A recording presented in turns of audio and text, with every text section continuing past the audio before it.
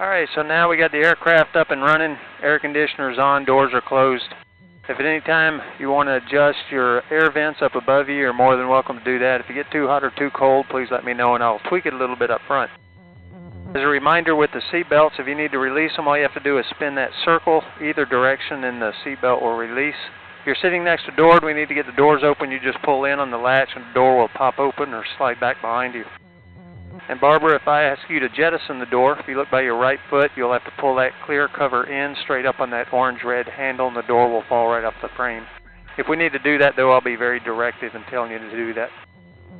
Now, in the seat backs in front of you, you have some passenger information cards up front here. They're located right here. But we also have what I like to call the Aloha bags. And if at any time during your flight you're not feeling well, don't be embarrassed, but use your microphone and say, "Chris, I'm not feeling well." I do have some ginger that I carry with me, and it'll help settle your stomach. But if you decide to say aloha to your lunch, try to get it captured in the Aloha bag as opposed to being shared with the rest of us. All joking aside, if you're not feeling good, let me know, okay? All right, you guys ready to go? All right. You got it, you got it. We see the Earth now. You got it, you got it. We see the Earth. You got it, you got it. We see the Earth now. All right.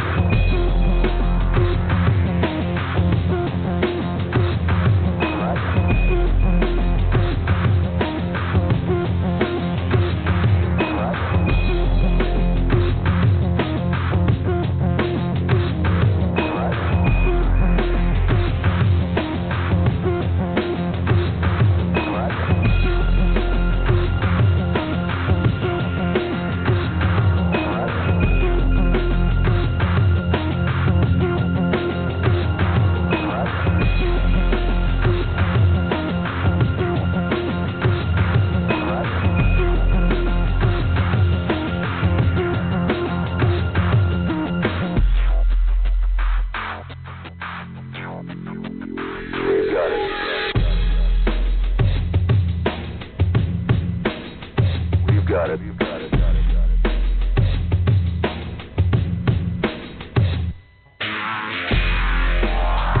Wait for another helicopter to land and then we'll be departing. All right. You got it. You got it. All right. You got it. You got it. All right. You got it. All right, we're lifting.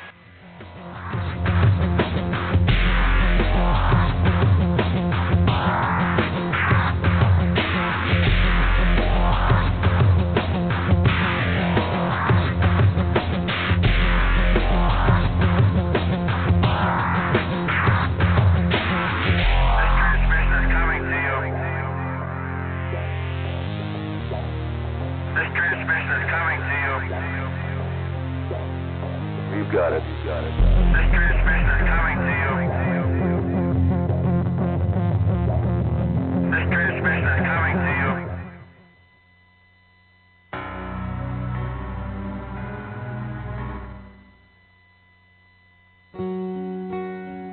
All right, let's go fly.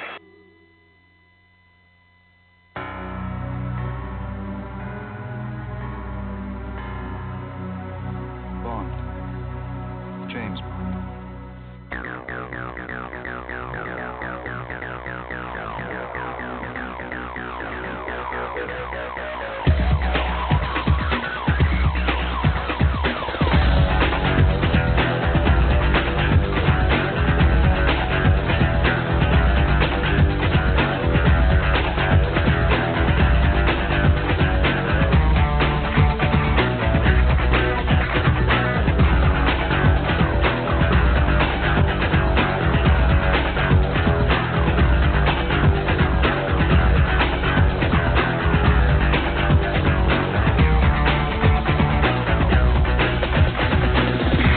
All right, I'm still talking with air traffic control. As we come off shore here, though, I'd like to point out this beach we're going over. It's called Kanaha Beach.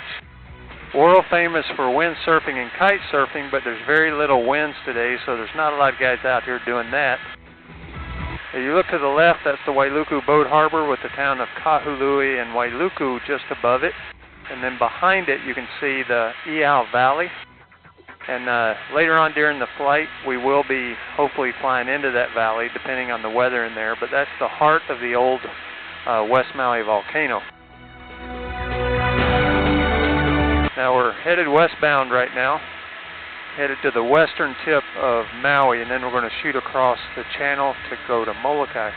Anytime we're over water, though, keep your eye out for whale.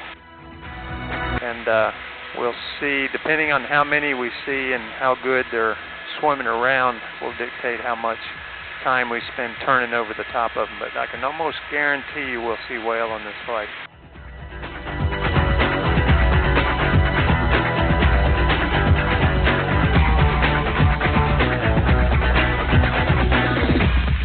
You expect me to talk? No, Mr. Bond, I expect you to die.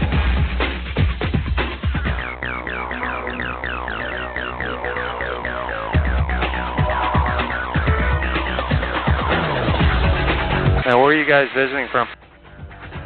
Here's a microphone right here. Michigan. Michigan, what part? Actually, we live in Monroe, Michigan, just south of Detroit. And my sister and her husband here, Mike, live in Wisconsin, extreme northwest Wisconsin. Okay. Yeah, my grandparents used to live in Flint, Michigan. I used to always go out and visit them. He worked for Chevrolet. I thought it was so cool to go eat lunch with him at midnight, you know, because he worked a late night shift. But it was always cold when we went up to Flint. Now, where are you staying on the island? We're staying, where is that? The sand. Is it in Kihei, Wailea, or Kaanapali, Lahaina? Lahaina. Okay. So we'll see Lahaina a little bit later on during the flight. James Bond.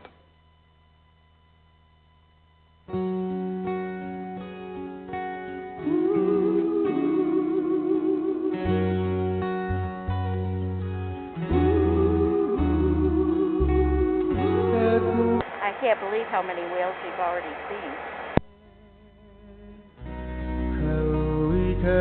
All right, as we head to the western tip of the island now, we're right around 800 feet, doing about 120 miles per hour, believe it or not. Now, along the shoreline, we're paralleling a highway called the Kahekili Highway. And if where you're staying over in Lahaina, the most direct route is probably the way that y'all have been going back and forth, and it's to go south over toward the Ma'alaya Boat Harbor and then go on the south side of the island. But there is a road that we're paralleling, and it's only 14 miles from here to Lahaina, but it takes about 2 hours because this gets down to one lane, and it's a very slow, windy, twisty road, but it's an absolutely beautiful drive. Along this coastline, I'm going to point out not only the Kahekili Highway and that road, but I'll point out a lot of places where people stop to visit. This is kind of like a miniature road to Hana. It only takes a couple of hours and you end up in Lahaina, but it's a very beautiful drive if you get the time and the opportunity.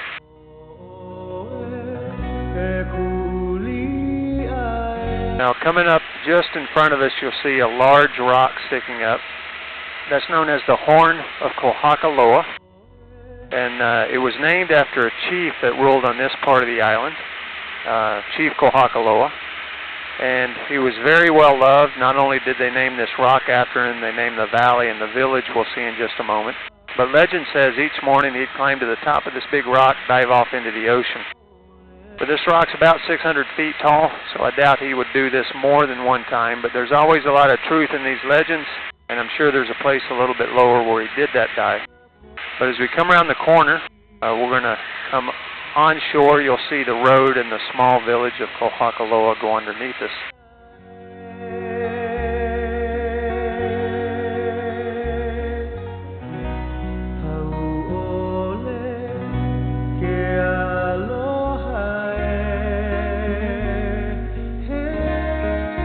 All right, so here you can see the Kahekili Highway coming down toward the Horn. Wraps around through that small village, and it's going to go right underneath our nose.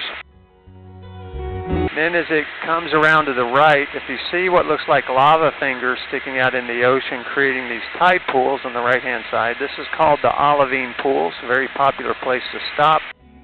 They do have some parking up above it along the highway, and the lava rock has olivine crystals in it, which gives the water a beautiful green tint, but very popular place. I'm actually coming out here tomorrow to go swimming with some friends of mine out here at the Olivine Pools as we do a drive around this part of the island. Yeah, that's called the Olivine Pools.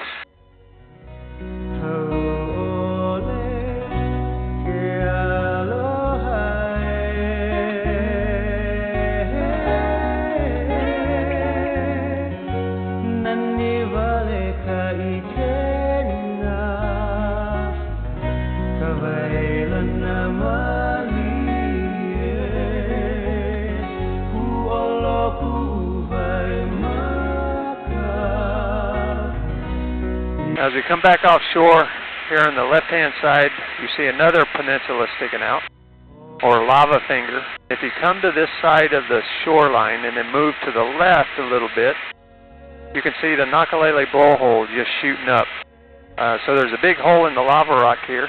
As the tide comes in, shoots water up through that blowhole, and there's a big parking spot above it where people hike down to go visit the blowhole. I'll do a turn here in just a second. Maybe we'll get another good shot of it.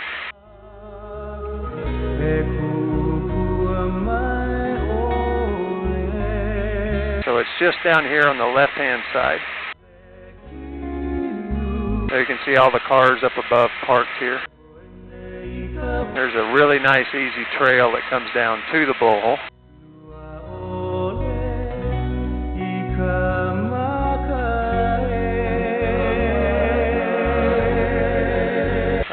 So as we turn here, just off our nose, this is the very western tip of Maui. This is called the Plantation, and that actually leads into Kapalua, Napili, Ka'anapali, and then Lahaina. But we're going to shoot across now toward the island of Molokai, and we're going to go across the Pailolo Channel. As we do this, again, kind of keep an eye out for whale, because on the last flight we saw several whale crossing this part of the island, or this channel here.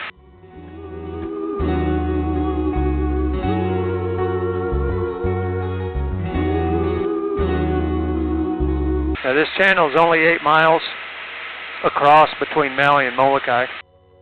The water level in between the two islands right here is about 1,000 feet deep. If you move to the left, it shallows up to between 300 and 600 feet in between all of the islands. And then off to the right, the bottom drops out and it's over 16,000 feet off on the right-hand side, so over 3 miles deep. And it's the shallow waters here amongst the Maui Islands that they believe attract all of the humpback whale here each year. Now when the whale return, they come here in the winter time, and they call this area the bedroom because this is where they have babies and this is where they make babies. And then when spring and summer arrive, they start heading back up toward what they call the kitchen up in Alaska, and where they feed during that next half of the year. They estimate over 10,000 whales come back and forth between the islands and Alaska each season.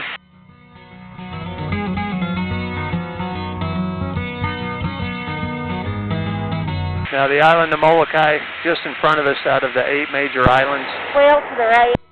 Oh yeah, look low and to the right.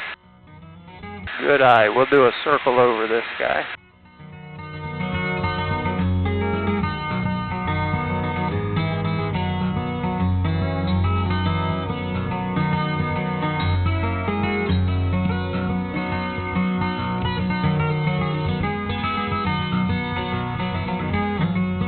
Looks like he dove down though, doesn't it?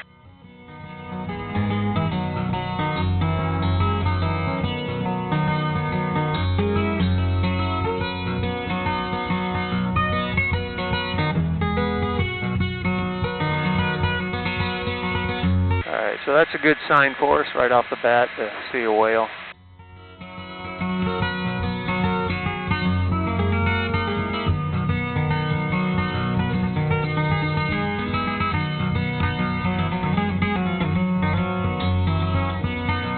So of the 8 major islands, this is number 5 in size.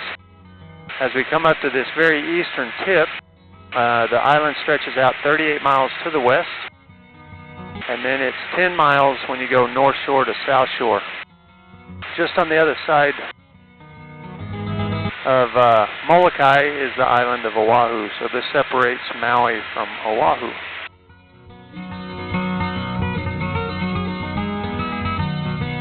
Now before we get to Molokai, the couple of small islands in front of us, depending on where we're coming from, this is either called Turtle Rock, which is what we call it from this direction, or it's called Elephant Rock. It's a very popular place to go scuba diving because at the base of it they typically have a large population of hammerhead shark, and a lot of people like to come out and go diving with the shark out here.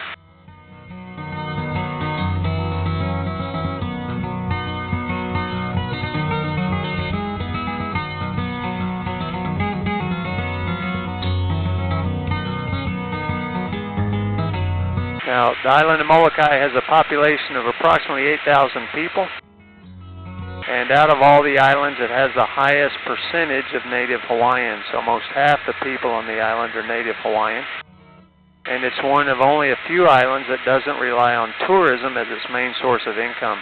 They actually make most of their money on agriculture and livestock on Molokai.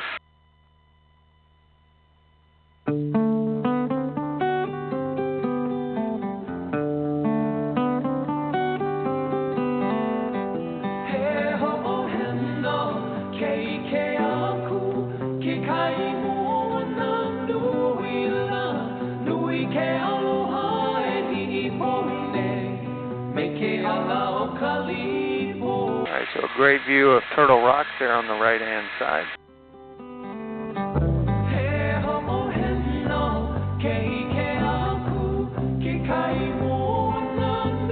As we cross over the shoreline again, we're on the eastern tip and we're going to fly westbound.